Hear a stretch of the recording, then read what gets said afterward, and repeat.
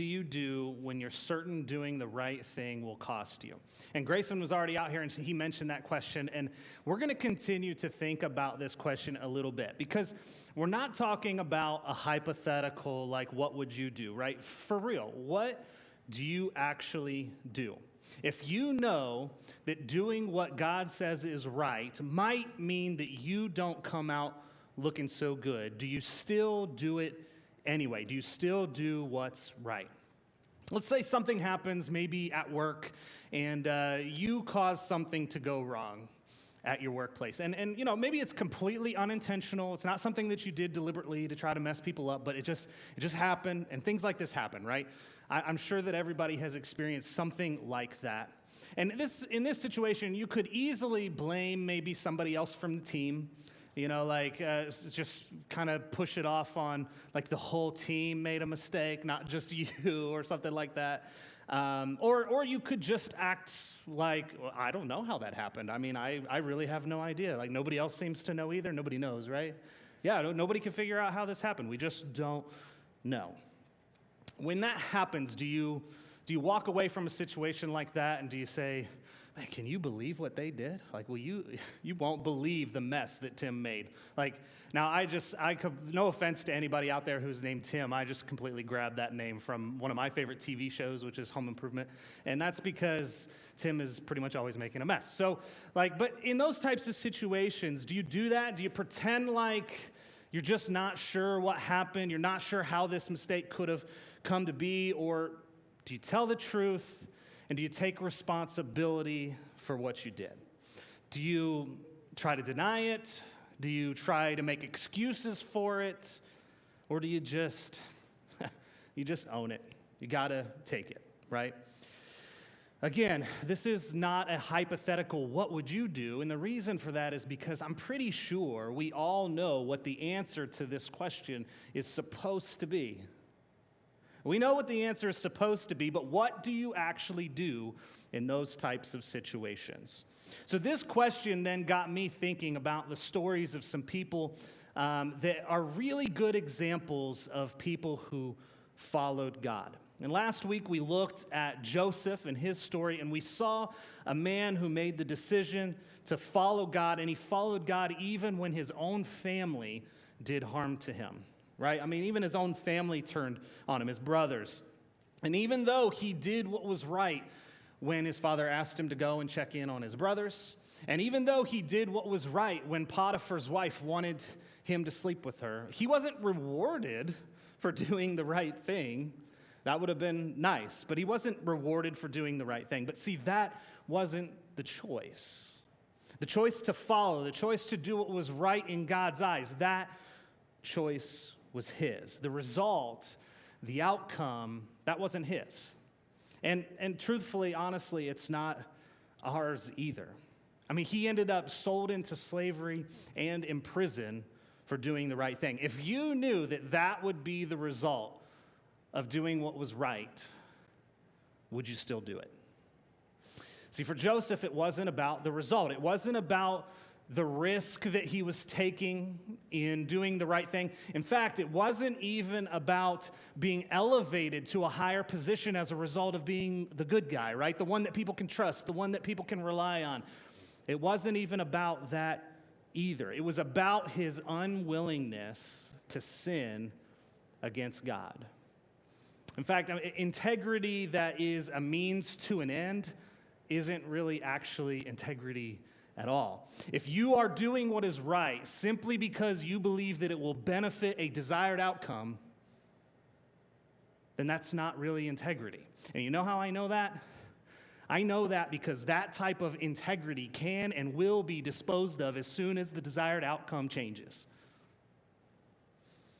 So today we're going to look at another character that made a choice to follow God. And this story is a little bit different from the story of Joseph. See, again, remember, Joseph was a Hebrew man who was not really all that far removed from the foundation of God's chosen people, right? I mean, it was Abraham, Isaac, and Jacob, and that's Joseph's dad. And his choice was to stay true to the God of his people, to the one true God who had made promises to his people. But today we're going to look at the story of Ruth. And Ruth's story is recorded for us in the Old Testament book that bears her name, Ruth. And you can read her story in a whole lot more detail there. And I highly recommend that you do that. Because again, just like we did with Joseph's story, we're going to move pretty quickly here. But Ruth's story begins at a point in the history of the nation of Israel where they have judges ruling the nation. And during that time, the nation of Israel is hit by a famine. And so a Jewish man named Elimelech gets his wife and his sons, Mahlon and Chilion, and they leave their hometown of Bethlehem in Judah, and they go to the foreign nation of Moab. All right? And so after Elimelech dies, his sons marry women from Moab, a woman by the name of Orpah and Ruth. And 10 years later, 10 years after they're married, the sons, Mahlon and Chilion, die also. So now Naomi, she is left alone with her daughters-in-law, just the three of them together. And around this same time, Naomi gets word that the famine back in Judah is over, and so she prepares to return home to her homeland. And at first, she plans to take the girls with her, to take her daughter-in-laws, to have them come with her. But then she recommends to them that they consider returning home. In fact, she kind of tells them, like, you guys should return to your parents' homes and stay with your people. See, this would have been the commonly acceptable thing to do in this situation. In their culture, if a young woman's husband died, most of the time she would return to her parents' home. That way she'd have a place to stay. They could take care of her. They could help her get back on her feet. And especially in a situation like this one, Orpah and Ruth would have a much better chance of being able to get remarried in Moab with their own people than they ever would have in a foreign country. But this is still a decision that's not really an easy one, right? I mean, can you imagine after 10 years of being together with a family to just consider splitting up? And so in Ruth chapter 1, verses 14 and 15, we see just a little bit of how hard this decision was. So it says in verse 14, at this, and this is, at the idea that Naomi is presenting that they split up and that the girls return home. At this, they wept aloud again. Probably not the first time that these three ladies had sat together and cried. So at this, they wept aloud again, and then Orpah kissed her mother-in-law goodbye. But Ruth clung to her. Look, said Naomi, your sister-in-law is going back to her people and her gods. Go back with her. It's kind of like she says, look, I'm going to miss you girls like crazy, but this makes sense, right? Go back to the life that you know. It'll be much easier that way. I mean, if you stay with me, you're going to be alone soon, right? Just stay here with the people that you know. But you have to see how Ruth responds to this suggestion, right? Remember, again, it's important to remember, this is a woman who is still fairly young. She is not a Jewish woman. She did not grow up worshiping the one true God. She did, however, see her husband and her mother-in-law worshiping God. And look how she responds to the idea of leaving Naomi and returning to the life that she knew before she met all of them. In verse 16, chapter 1 of Ruth, it says, but Ruth replied, don't urge me to leave you or to turn back from you. Where you go, I will go, and where you stay, I will stay. Your people will be my people, and your God, my God. I mean, what an incredible decision. What sacrifice. What an amazing risk to take. And again, like the safe and comfortable thing to do would have been for her to return home, return to her people, let her parents take care of her, and see if she could possibly remarry. That was normal practice. That's what almost anyone in her day, in her culture, would have done. But going to a foreign land to follow a foreign god, was a huge risk. But notice, while it's obvious that she loves Naomi and probably can't imagine her life without her at this point, Ruth makes it very clear that the reason that she wants to go with Naomi is because she wants to follow the God of her husband and the God that she saw in Naomi. She has seen something in this family. She has seen something in the God that they follow that her life back home cannot offer her. But what if she would never be accepted? I mean, what if she would just forever be treated like this foreign, widowed, second-class citizen? I mean, there's no way that she would ever remarry, and Naomi's not going to be around forever. How is she going to survive? What if this right here was the end of Ruth's story?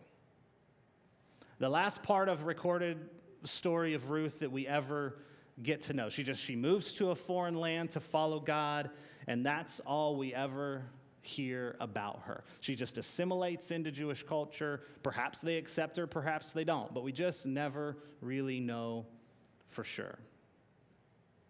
Was it worth it? If that was the end, if that was all that we saw, she just says, I'm going to follow, and then that's the end of the story, would it have been worth it? Now, you might be sitting here thinking, look, like I know that Ruth's story goes beyond that, and I am no Ruth. She was honestly pretty awesome.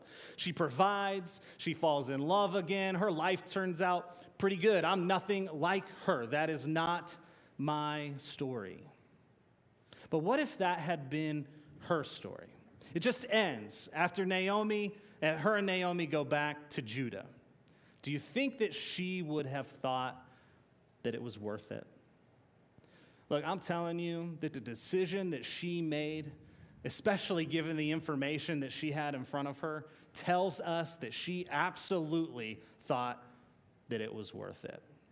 See, we have the luxury of being able to read and know how the story turns out. She had no idea what the outcome would be. And no doubt she knew when making this decision that the vast majority, most of the likely possibilities, weren't really all that good for her. She knew that doing this, making this decision, was a huge risk. But see, she didn't make a decision between one known outcome and another. See, doing that makes decision-making incredibly difficult. Has anybody ever felt that before?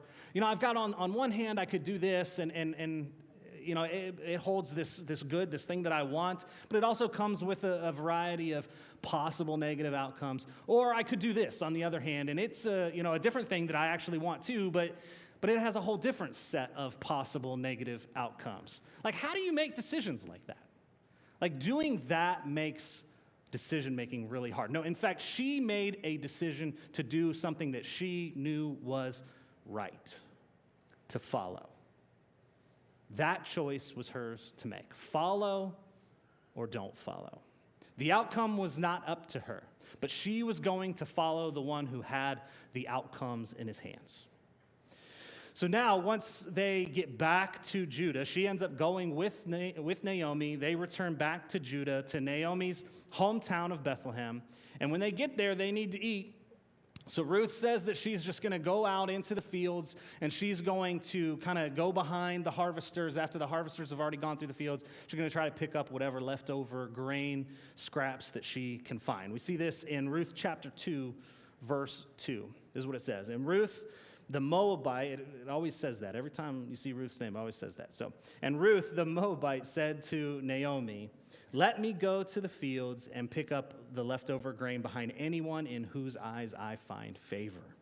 Now, this was a common practice in the ancient world. Particularly the poor or the disadvantaged would have the ability to go kind of behind the harvesters and just pick up whatever was left behind them. That was something that was just part of the culture. It was a thing that people did. So she goes and she picks up scraps behind pretty much anyone who will let her do it. And I love how verse 3, right after this, says, "As it turned out, the field belonged to Boaz," right? Like, I mean, you got to see this, because I find this to be somewhat somewhat funny, right? The second part of verse 3, it says, as it turned out, she was working in a field belonging to Boaz, who was from the clan of Elimelech. Like, just by chance, right? Like just some happy little coincidence. She just happens to be picking up scraps in a barley field that belongs to someone who is part of the same clan as her husband's father. It's just a coincidence, I guess. I don't think so, So the story then tells us that she finds favor in the eyes of Boaz, so much so that he tells her she is welcome to glean from his fields. She's welcome to rest when the other workers rest. She can drink from the jars that his workers are having filled with water.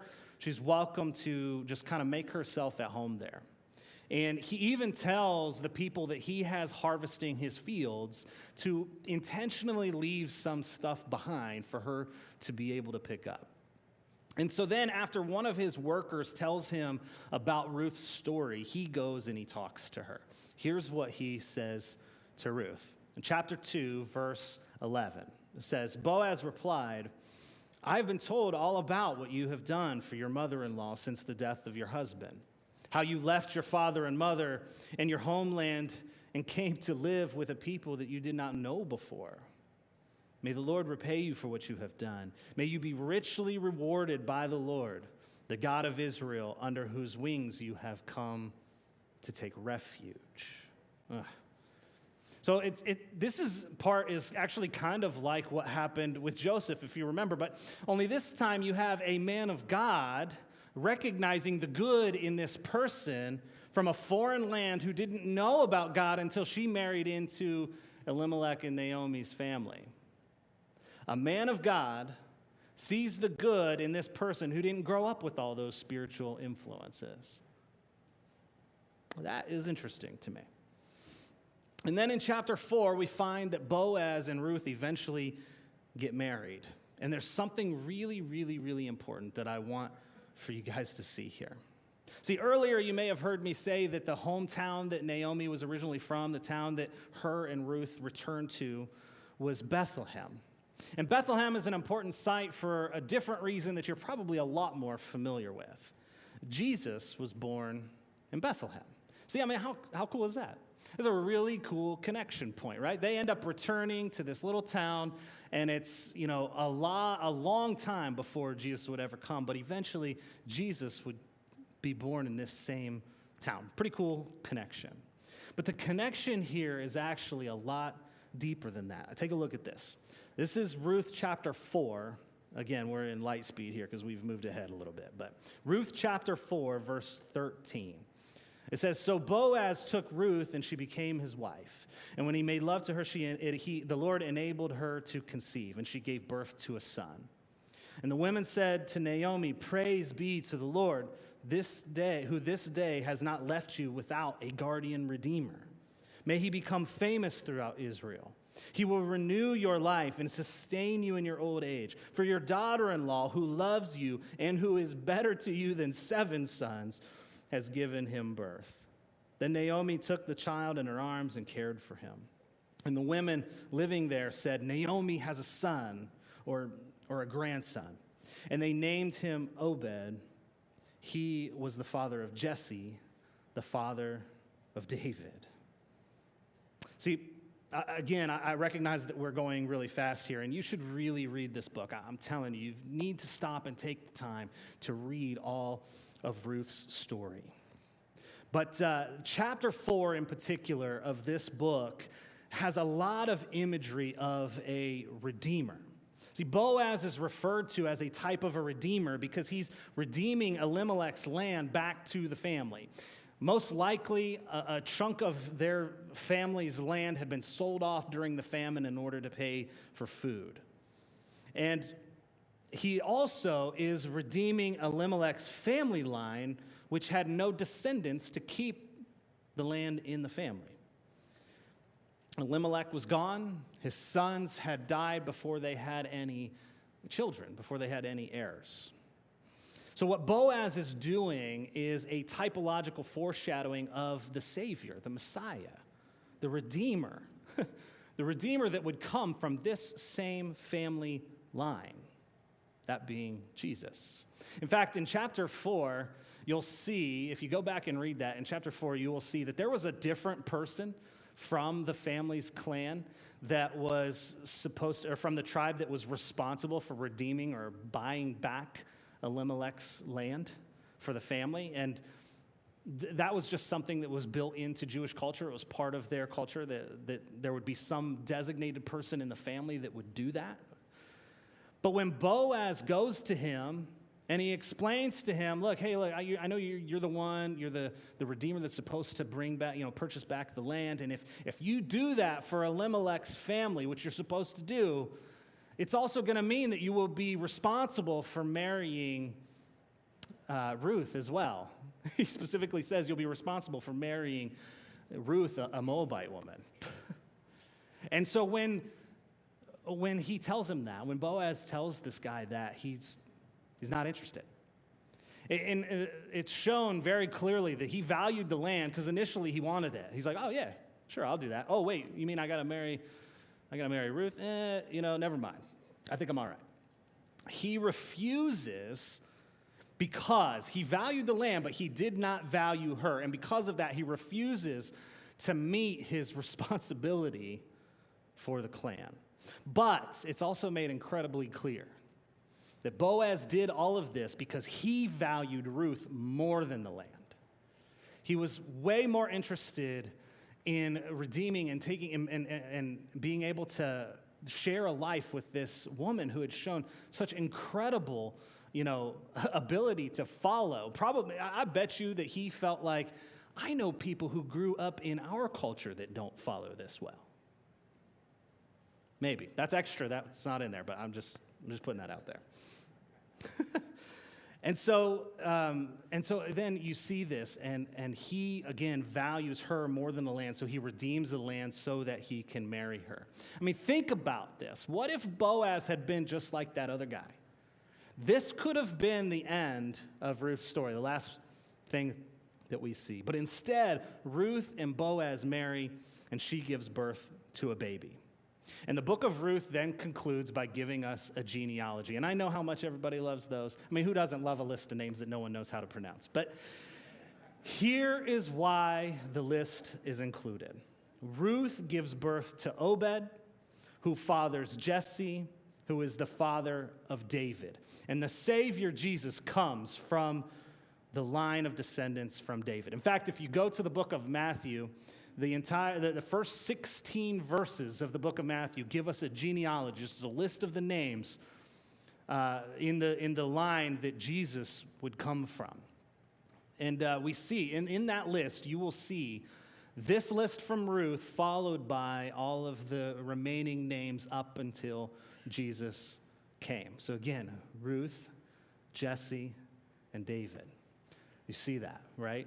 And so I hope that at some point this list will take on a little bit more meaning and a little more significance after today. Because when you see this list of names and consider how Ruth, just a regular person who chose to follow, ends up being a linchpin in this particular line of people. How cool is that? I mean, just think of the ramifications of a decision made by a foreign woman whose husband had just died. I mean, who thinks clearly after something like that? She chooses to follow God. And it's a decision that had to be incredibly tough. It would come with plenty of challenges. I mean, as we've already talked about, to start with, her and Naomi moved back with basically nothing. Very little to anything. They gleaned for scraps in order to survive. Even if I were able to make a decision like that, if you were able to make a decision like that, do you think at 1 or 2 or 200 points along the way, you might think, what have I done?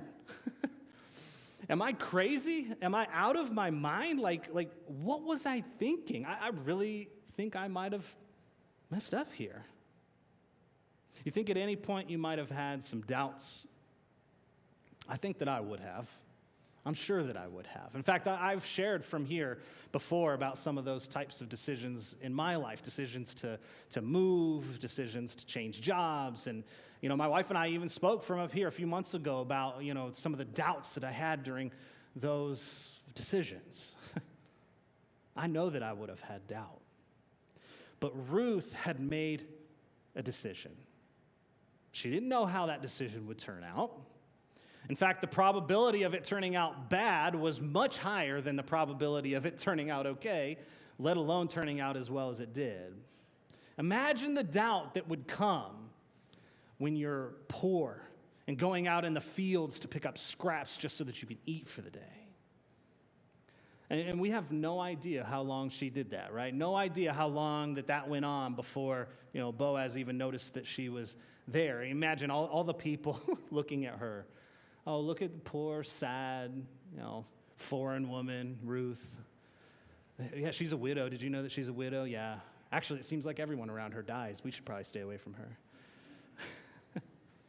But she decided to follow God. She didn't decide to follow Naomi. That can be maybe a simple misunderstanding of what happened here. She didn't make this decision because the outcome was obvious. No, the outcome was incredibly uncertain. But Ruth didn't decide to believe something. She decided to follow someone. And that someone was God.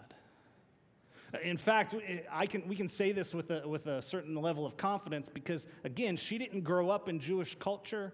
The only experience that she had had with their God was the little bit of time that she had before her husband died and what she knew of Naomi.